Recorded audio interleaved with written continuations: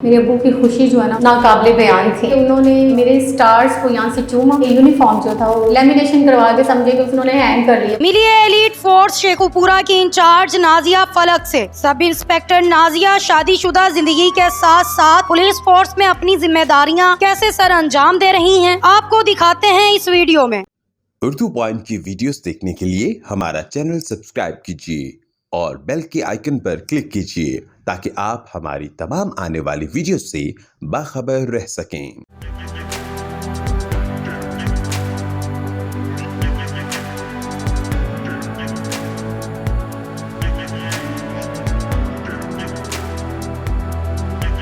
मुझे बताइएगा कि आपने इस फील्ड को ज्वाइन कब किया? कोई शौक़ था पुलिस में आने का या फिर मजबूरी थी, किसी का ड्रीम था अम्मी अब्बू में से? बिस्मिल्लाहिर्रहमानिर्रहीम। मेरा नाम नाजिया फलक शेर है। सफराबाद गांव से मेरा ताल्लुक़ है। मैंने अपनी एजुकेशन भी वहीं से कंप्लीट की। मास्टर्स किया पॉलिटिकल साइंस में पंजाब यूनिवर्सिटी से। उसके बाद मैंने 2014 में बतौर sub inspector Punjab police join की। जी, मुझे बचपन से शौक़ था कि कोई यूनिफॉर्म वाली जॉब करनी है। मैंने वकील बनना है या फिर पुलिस में जाना है, आर्मी में जाना है। तो बस फिर इधर रब ने रिज़्क लिखा था मेरा पंजाब पुलिस में, तो फिर ये लकीली हो गया। पंजाब पुलिस की तरफ आना किस तरीके से हुआ? किसी ने रेफ़र किया कि पुलिस की जॉब में जाओ और कोई टेस्ट दिया तो ऐसी पास हो गई या मेहनत की? नहीं, टेस्ट हुआ था हमारा। पंजाब पब्लिक सर्विस कमीशन के ज़रिए हमारा टेस्ट लिया गया था और उसके बाद बाकायदा इंटरव्यू करके फिर 2014 में मेरी सिलेक्शन हो गई। कितना अरसा हो चुका है अभी तक आपको फील्ड में काम करते हुए? 9 साल से ज़ायद अरसा हो गया अब तो। शादीशुदा हैं आप, तो कैसे संभालती हैं सारा? बच्चे भी हैं? जी, माशाल्लाह से मैं शादीशुदा हूँ। 2 बच्चे हैं मेरे और हस्बैंड मेरे जो है वो गवर्नमेंट एम्प्लॉई हैं। तो किस तरीके से सारा मैनेज करती हैं? बच्चों को, घर को, फिर ड्यूटी पे भी आना होता है? बस मैनेज कर लेते हैं। बच्चों का ये है कि मेरी अम्मी है वहाँ पे, वो बच्चों को उनकी देखभाल करती हैं, उनको संभालती हैं। ये बताएं कि फील्ड में रहते हुए आपको मुश्किलात का सामना करना पड़ा होगा, वो कौन कौन सी मुश्किलात थी? मुश्किलात ऐसे है कि मुश्किलात का सामना करना पड़ा।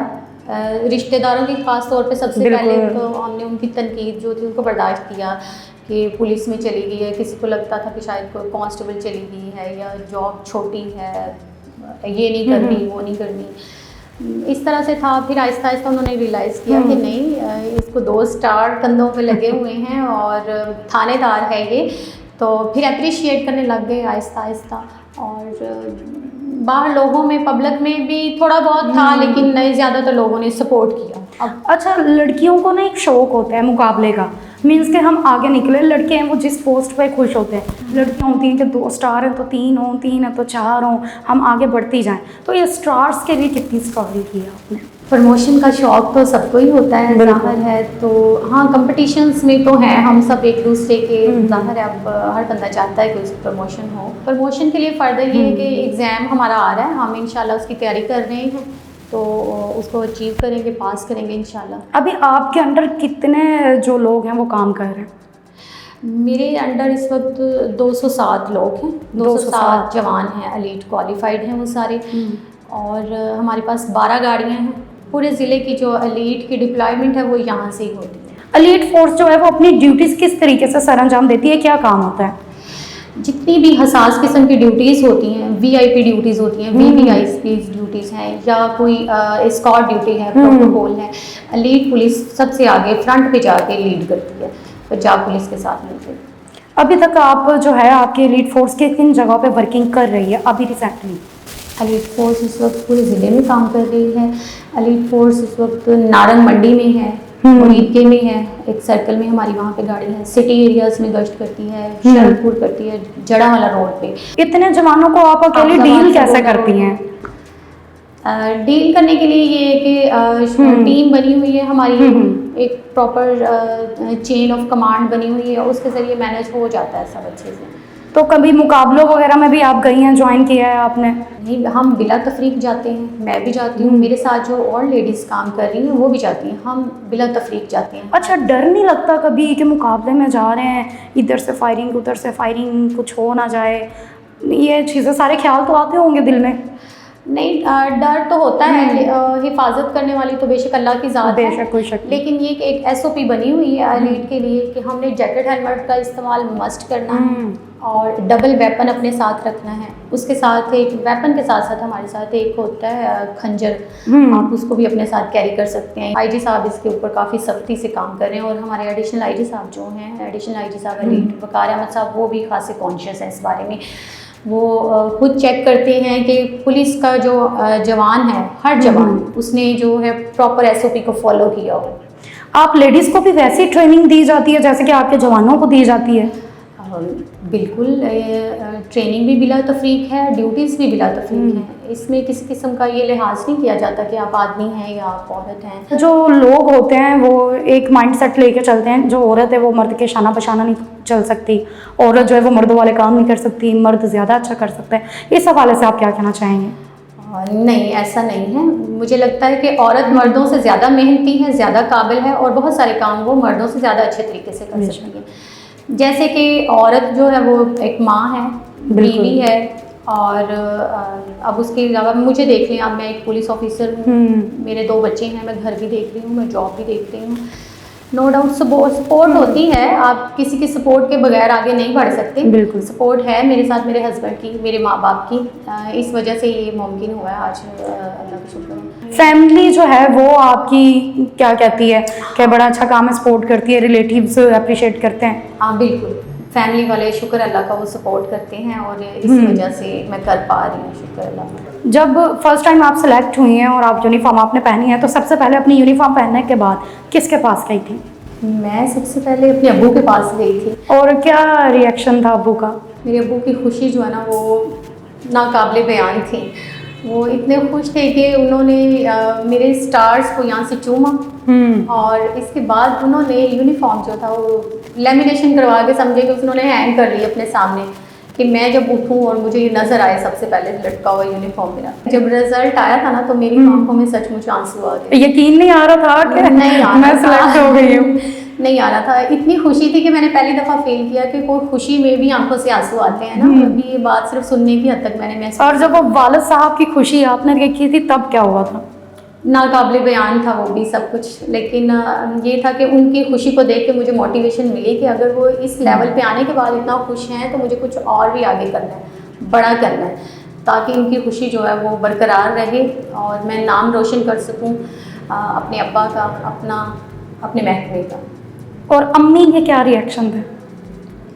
अम्मी भी बहुत खुश थी, अम्मी भी ठीक था बस। लेकिन अब्बू से ज़्यादा नहीं? नहीं, अब्बा चूँकि अम्मी को इतना जो है ना वो समझ नहीं थी।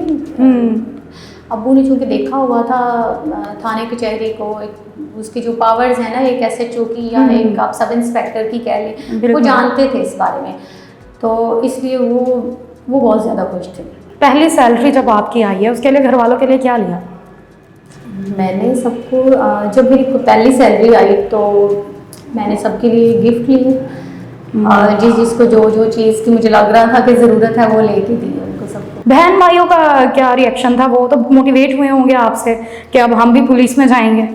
बिल्कुल, मोटिवेशंस तो थी उनको, उनकी भी चाहत थी कि वो कुछ करें ऐसा, पंजाब पुलिस को ज्वाइन करें, लेकिन अनफॉर्चुनेटली वो ऐसा ना कर पाई और बहनों की शादी हो गई और जो भाई है उनका अपना काम। ट्रेनिंग आपने जब हासिल की तो ट्रेनिंग के दौरान कोई आपके चोट लगी हो और खून आपके निकला हो, फिर कहा हो कि नहीं, कोई ऐसा मौका आया हो आपने कहा कि बस अब मैं जा रही हूँ छोड़ के, अपनी मुझसे होती? शुक्र अल्लाह पाक का, ट्रेनिंग का जो पीरियड था वो अच्छा रहा, क्योंकि मेरा फिज़िकल अच्छा था और मैं हर काम में आगे तो थी, लेकिन मुझे थोड़ा सा ना डस्ट एलर्जी का होता है।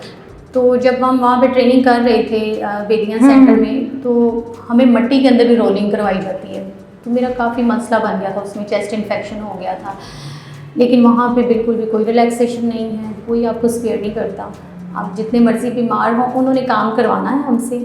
आर्मी वाले हैं वहाँ पे जो हमें ट्रेनिंग करवाते हैं, उन्होंने हमसे काम करवाना है और वो कहते हैं कि ये फील्ड का दर्द है, फील्ड में ही जाएगा, आप इधर मैदान में आएँ और काम करें, यहाँ से ये सब कुछ दर्द आपका ख़त्म हो जाएगा। तो इस हद तक जो थी वो, आप सर्दी लग जाए, गर्मी लग जाए, कुछ भी हो जाए। वो कौन सी ऐसी बात है जो आपने पहले दिन सीखी थी और आज तक उसी पे काम कर रही हैं?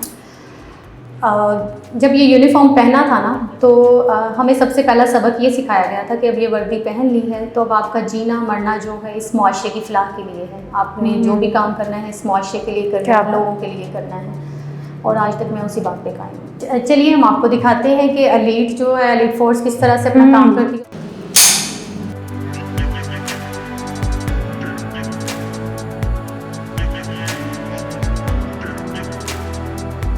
टीम नंबर 1 जो है ये नाका लगाएगी और पीछे जो टीम नंबर 2 है वो पेट्रोलिंग करेगी। टीपीओ साहब की तरफ से हमें इतला मिली है कि 15 पे को कॉल आई है और कि गाड़ी जो है वो नाका तोड़ के भागी हुई है, हमने उसको चेक करना है।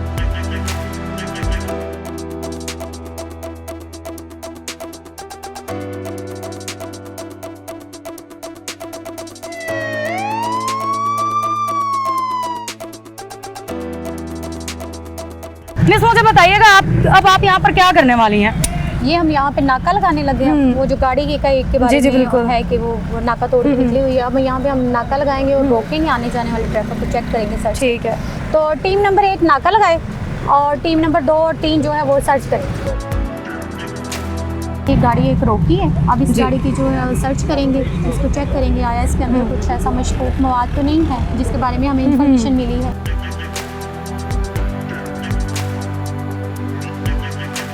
फेक चीज़ें बहुत है, लोगों ने फेक आईडी कार्ड बनवाए हैं, फेक लाइसेंस बनाए, तो ऐसे लोगों को कैसे आप पहचानती हैं?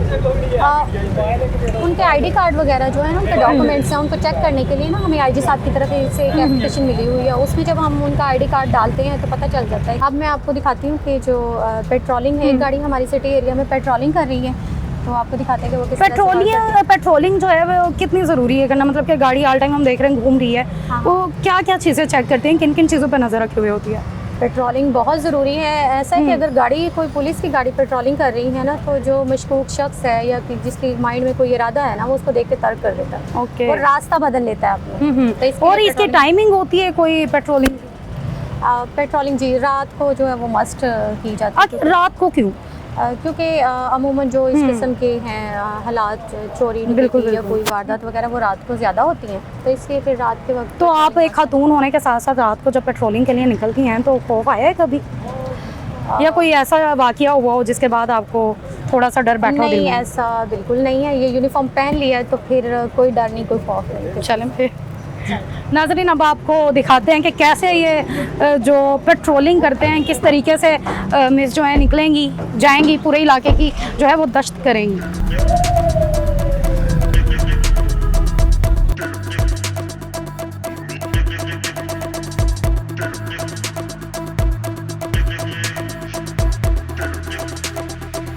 तो जी नाज़रीन, ये था हमारा आज का एक दिन मिस नाजिया फलक शेर साहिबा के साथ, जिन्होंने हमें दिखाया कि एलीट फोर्स कैसे वर्किंग करती है, सारे दिन की इनकी रूटीन क्या होती है, जब इन्हें कोई कॉल मसूल होती है तो कैसे ये एक्शन लेते हैं, उसके अलावा इनकी सारे दिन में क्या क्या ड्यूटीज़ होती हैं जो ये सर अंजाम देती हैं। तो हम आपके शुक्रगुजार भी हैं कि आपने हमें टाइम दिया, यहाँ पे अपने एलीट फोर्स में बुलाया और इन जवानों की वर्किंग दिखाई, अपनी वर्किंग दिखाई, तो बहुत शुक्रिया आपका।